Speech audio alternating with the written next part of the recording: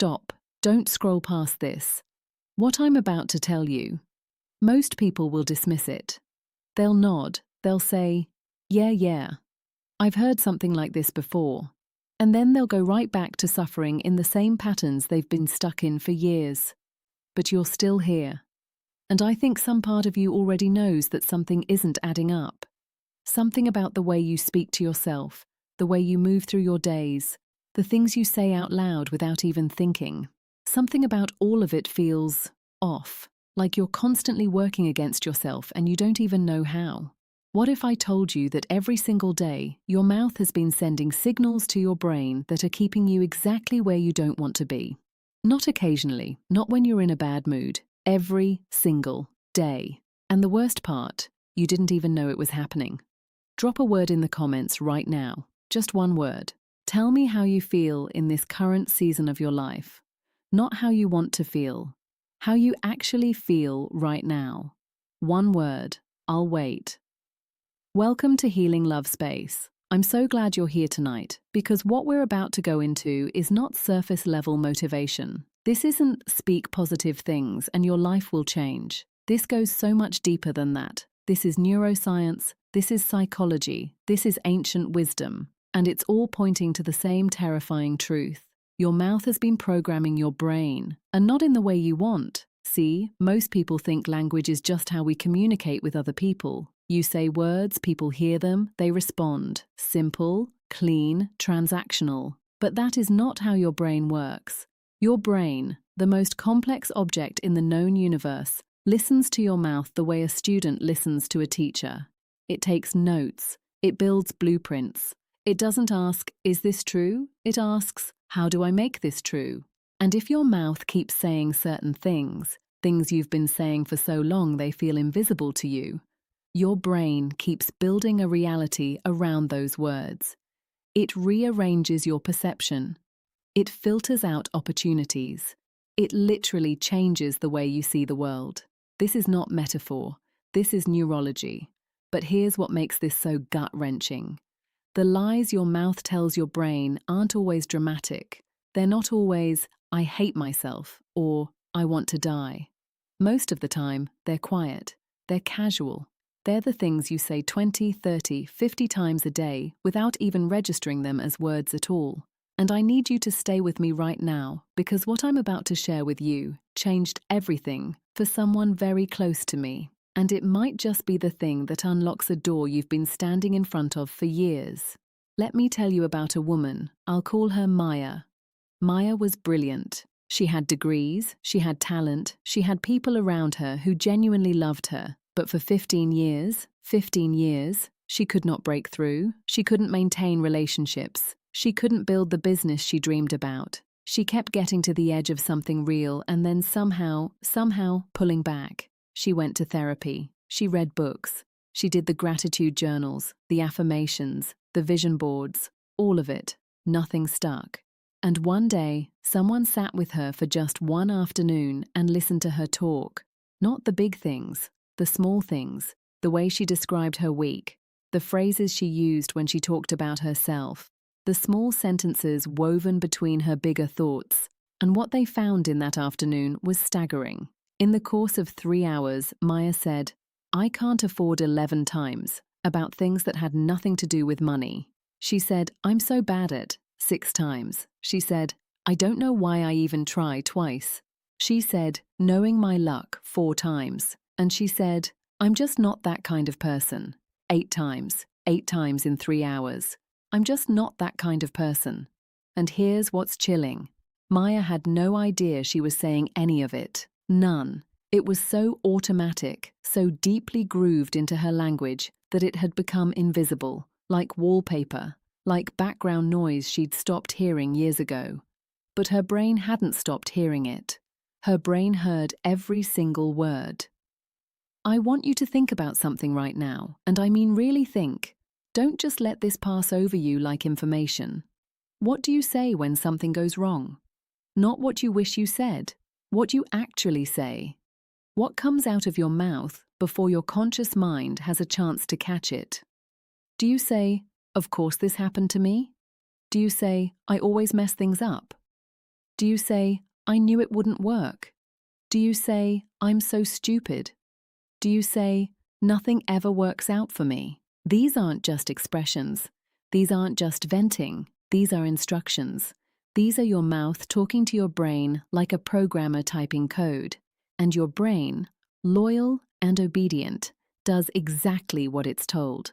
The science behind this is called neural pathway reinforcement. Every time a thought is followed by a verbal statement, the brain treats that statement as confirmed reality. Language is the signature that seals the deal. When you say something out loud, you are making it real in a way that thinking alone never does.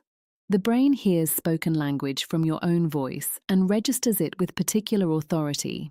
Your own voice carries a special kind of weight in your neural architecture. It's like having a password that unlocks your deepest belief systems. And most people are using that password to lock themselves in a prison they don't even know they're sitting in. Now I need to ask you something, and I really want you to answer this in the comments. Be honest. This is a safe space. What is the one phrase you say about yourself most often? It might be something you say out loud. It might be something you mutter under your breath. It might be something you say with a laugh so it doesn't seem as serious as it is. Write it down below. Because I want you to see it. I want you to look at it outside of your own head, sitting there as text, and really see what you've been feeding yourself. Write it. I'm serious. Because here's where this gets even more profound and slightly uncomfortable. Your brain does not just passively record your words, it actively filters your reality through them. There's a part of your brain called the reticular activating system, the RAS. It's the gatekeeper. Every single second, your senses are bombarded with approximately 11 million bits of information. Your conscious mind can only process about 40 to 50 of those bits at any one time. So the RAS decides what you notice. It curates your reality. And what does it use to decide what to let through? Your belief system, which is built by, you guessed it, the things you say to yourself repeatedly. So when Maya said, nothing ever works out for me, 800, 1,000, 10,000 times over the course of 15 years, her RAS began filtering reality to match that statement. It started hiding evidence to the contrary. It started emphasizing every failure and downplaying every success. Not because the universe was punishing her, because her brain was being loyal to the programming she kept installing. She literally could not see her own opportunities. They were there. They were always there. But they were invisible to a brain that had been trained to look for evidence of something else. Think about that for a moment. Sit with that. Your words are not just describing your reality. They are creating the lens through which you see it. And now let me go even deeper, because this is where most people stop. And this is precisely where you need to keep going. It's not just the negative statements, it's the minimizing ones, the ones that sound humble, the ones that sound honest, the ones that don't feel like self-destruction at all. I'm just a simple person. You say it like it's a virtue. Your brain hears, don't try anything complex. I'm not really a people person. You say it like self-awareness. Your brain hears, avoid connection. I've never been good with money. You say it like a fact. Your brain hears, keep confirming that truth. I'm not really the lucky type. You say it with a laugh. Your brain does not laugh. Your brain takes notes. These sentences feel safe because they feel small. But they are not small. They are foundational. They are the walls of the house you live in.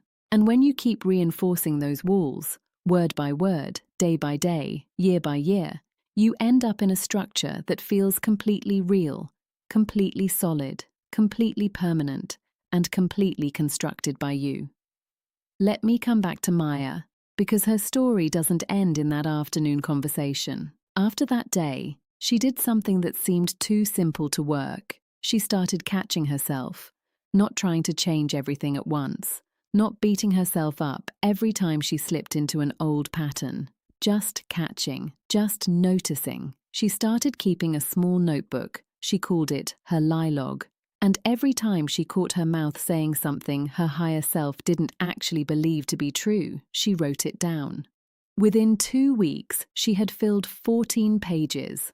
14 pages of automatic, invisible, daily language that had been running like a virus in the background of her operating system for over a decade.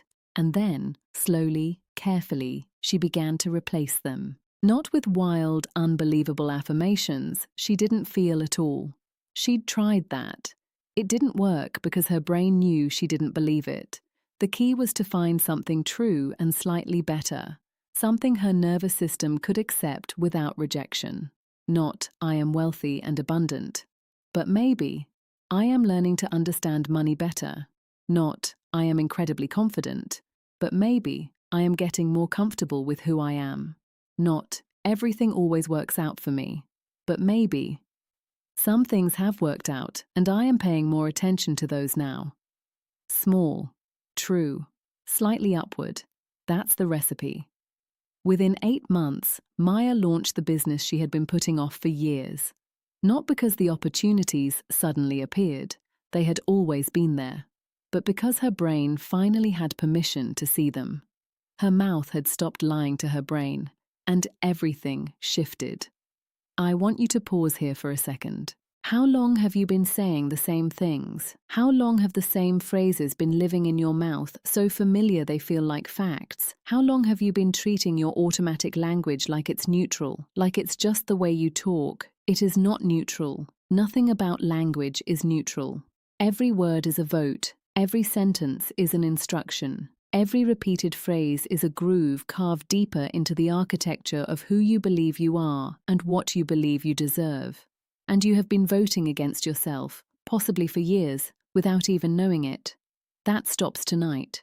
If you're ready for it to stop, drop the word ready in the comments right now. I want to see it. I want to know who is choosing to wake up today. So how do you actually begin to change this? Not theoretically, right now, tonight. The first thing, and I said this before, but now I want you to really do it, is to listen. Not to anyone else, to yourself. For the next 24 hours, become an anthropologist of your own language. Become a scientist studying the most fascinating subject you've ever encountered, the words that come out of your own mouth. Don't judge them yet. Don't try to change them yet. Just listen. Notice. Catch them. Write them down if you can. You will be startled by what you find. I promise you. The second thing is to identify your 3 most repeated lies, the sentences that come up again and again, the phrases woven so deeply into your daily speech that they've become invisible. Find them, name them, because you cannot change what you cannot see. The third thing, and this is crucial, is to understand that you are not replacing lies with bigger lies. You are not swapping "I am a failure" for "I am wildly successful" and hoping your brain accepts the trade. Your brain will reject that immediately. The upgrade has to feel real. It has to feel true, just a little bit higher than where you are now. The gap has to be small enough to believe, but big enough to grow.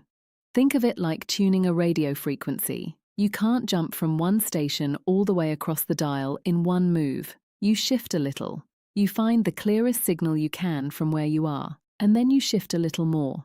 And the fourth thing, the one most people skip because it seems too small, is to change the way you end your sentences.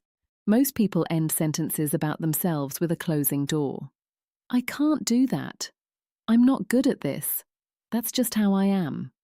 Every sentence like that closes a door in your neural architecture.